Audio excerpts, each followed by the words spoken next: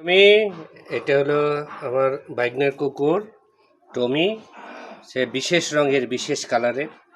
তার চোখগুলাও সাংঘাতিক, একদম ভয়ঙ্কর, প্রলয়ঙ্কারী, ভয়ঙ্কর চোখ।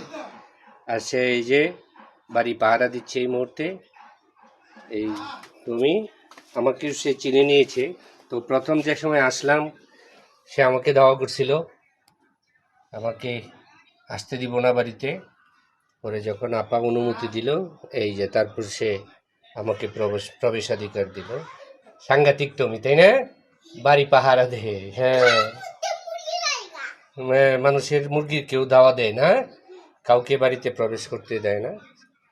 তো সে কিন্তু খুব কোথায় জানি এখন ঘোরাঘুরি করে আসে। তাকে আবার পরিষ্কার করবে একটু পরেই ভাগনা।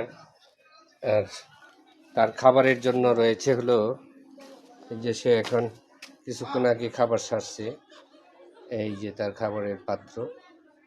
আর টমি হলো এই যে এই ঘরের সামনে এসে এখানে থাকে। আর সে তার জন্য শিকল আছে অবশ্য, বেল্ট, কারণ এই বেল্ট ব্যবহার করা হয়।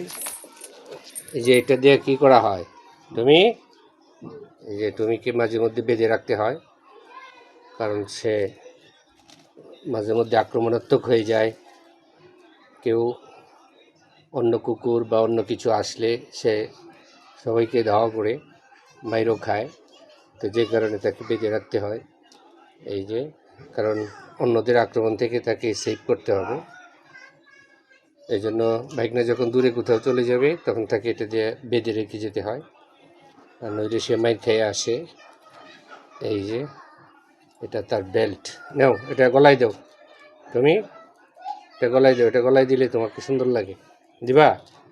এই যে সে এটা পছন্দ করে না, তবুও তাকে শাসন করার জন্য এই বেল্ট বেঁধে রাখতে হয়। তার এই যে পানি খাবার ব্যবস্থা এখানে, এটা বাড়ির বাইরে তাকে রাখা হয়, কারণ সে বাড়ি পাহারা দেয়, এটাই তার দায়িত্ব। এই টমি, এই টমি, এই টমি, কথা শোনো না কেন? আমার কথা ও শুনে না। তো প্রিন্স আমার বাইকনা, তার পালিত কুকুর, অনেকগুলো কুকুর সে ইতিমধ্যে পালছে। এর মধ্যে এটা প্রিন্স। এটা কততম কুকুর তোমার প্রিন্স?